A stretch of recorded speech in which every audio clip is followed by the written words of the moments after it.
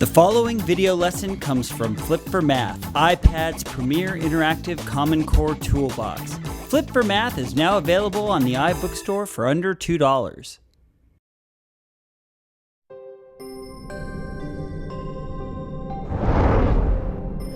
How big is the entire universe? How small are quarks, the particles that make up atoms? These questions ask us to consider the most extreme known quantities, both the very largest and the very smallest. In the expanse between their values lie the sizes and quantities of everything we could ever measure. Mathematics is a science of quantity, so let's jump in and get a true sense of the meaning of some very large and very small numbers. How much money do you think the United States spent on military defense in 2011? $50 million? $100 billion? $1 trillion? Actually, the 2011 United States defense budget was an estimated $1.4 trillion. Now, by estimated, I mean that the actual amount spent was probably more like $1,358,601,339,507.72. Or maybe it was $1,417,126,909,423.81. In math, we often round large and small numbers because accuracy to the penny or even the billion isn't known, or simply isn't that important when dealing with quantities like trillions of dollars. So just how much is $1.4 trillion? Many of us have a good grasp on the relatively small numbers we see and use every day. For example, it's reasonably easy for us to visualize numerical quantities like a 218-page book or a $29 concert ticket, or a piece of paper that measures 8.5 inches wide and 11 inches long. We know that the 218-page book isn't a 2,000-page book, and that a sheet of paper isn't 110 inches or feet long. But it's often much more difficult to comprehend the magnitude of a really small number or a really large number, like 1.4 trillion. So let's try to put such quantities into perspective.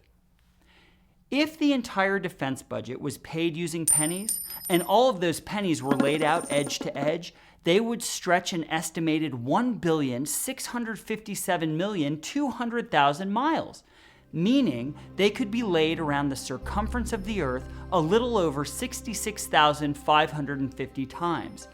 This is about half the distance from Pluto to the Sun. Wow!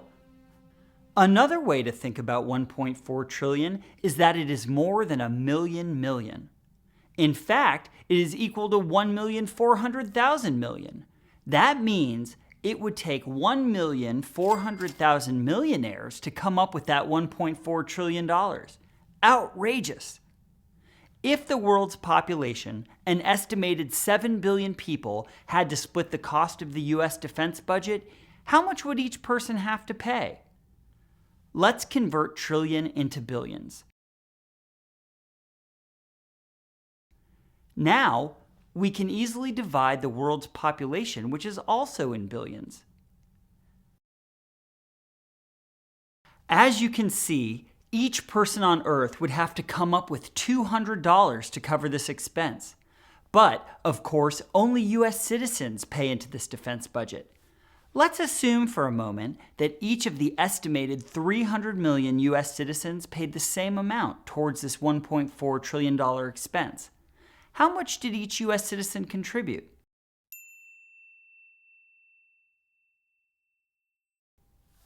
Since the US population is in millions, let's convert 1.4 trillion to millions. As we discussed a moment ago, 1.4 trillion is the same as 1,400,000 millions. To find an estimate of what each US citizen paid, let's divide the total defense budget by the number of citizens.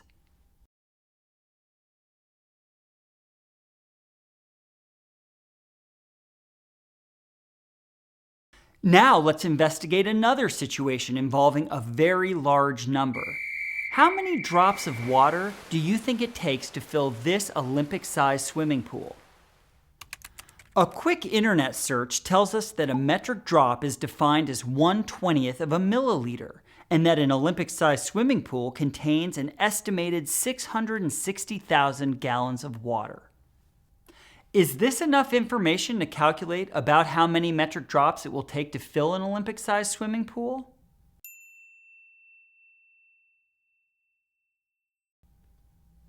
No, we're still missing a piece of information. How many milliliters are in a gallon? Another web search reveals that 1 milliliter equals 0.000264 gallons. To find out how many drops are in a gallon, we start with the amount we know and multiply it by each conversion factor, first for milliliters and then for drops. Notice how the units cancel. Incredible! So there are 50 billion drops of water in an Olympic swimming pool. 50 billion drops of water is a relatively large quantity. Now let's discuss a relatively small quantity. The Environmental Protection Agency, the EPA, allows tap water to contain the chemical element arsenic at a quantity up to 0.01 parts per million. Now that seems small, but arsenic is poisonous. Is the EPA taking strong enough precautions? Just how small is 0.01 part per million? Let's start by thinking about drops of water again. What exactly does 0.01 parts per million mean? Well, if there were 1 million drops of water, only 0.01 or 1% of those drops could be pure arsenic. Or we could think of it as one whole drop of arsenic for every 100 million drops of water. So how much pure arsenic could there be in an Olympic-sized swimming pool? 50 billion drops is the same as 50,000 million drops. We multiply this by 0.01 drops of arsenic per 1 million drops of water, and this gives us 500 drops of arsenic. 500 drops. Let's convert that to a quantity that has more meaning to us. Recall that 1 drop is equal to 1/20th of a milliliter. Therefore, 20 drops equals 1 milliliter. Another quick conversion shows us that 500 drops is equal to 25 milliliters. In the United States, milliliters isn't necessarily a unit we're used to, so let's do one more conversion. It turns out that 25 milliliters is approximately 5 teaspoons, less than 1 fluid ounce, or about 8% of a can of soda. That's how much pure arsenic the EPA would allow in an entire Olympic-sized swimming pool full of drinking water. Now how do you feel about the regulation? Too strong, just right, or not strong enough? Although we haven't yet used its proper name, for the last few minutes we've actually been discussing proportionality, or the ratio between two quantities, specifically the amount of water to the amount of arsenic. Let's contrast the ratio of this chemical we don't want to one that we actually add to our pools. An Olympic-sized swimming pool might require us to add as much as 2 gallons of chlorine to keep it clean. Let's assume that it takes exactly 2 gallons of chlorine to maintain a 660,000 gallon swimming pool. These quantities should remain in proportion for smaller or larger pools. How many gallons of chlorine should be added to a pool that holds 220,000 gallons of water?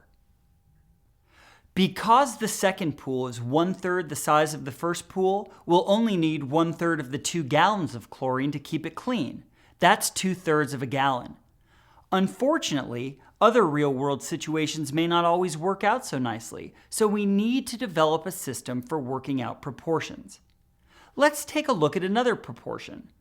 A common ratio we see these days is 16:9. What does this ratio represent? 16:9 is the width to height ratio of a widescreen TV. This proportion tells us that if a TV is 16 inches wide, then its height would have to be 9 inches to keep that aspect ratio. But who would want to watch their favorite TV show on a TV that's only 16 inches wide? Let's look at the Godzillatron, the football scoreboard at the University of Texas. It's 134 feet wide. If the Godzillatron has a 16:9 aspect ratio, how high would the scoreboard have to be? If we let h equal the height of the Godzillatron, then we can equate ratios as follows. 16 is to 9 as 134 is to h. Let's multiply by the least common denominator, which is 9h. Now we can cancel out the 9's on the left and the h's on the right. Now divide by 16. So the height is a little more than 75 feet. The Godzillatron is big, but the largest video screen in the world is at the Charlotte Motor Speedway in Concord, North Carolina. It's 80 feet tall and has an aspect ratio of 5:2. So how wide is the screen? If we let W equal the width of the screen, then we can equate ratios as follows. 5 is to 2 as W is to 80. Let's multiply both sides by 80 to get W by itself. And now divide by 2. So the width is 200 feet. That's one huge TV set. Let's review the key points from this lesson. People often have to estimate to make decisions about how to accurately report quantities. It's often necessary to convert units in order to better understand a quantity we're working with. And finally, a proportion is an equation stating that two ratios are equivalent.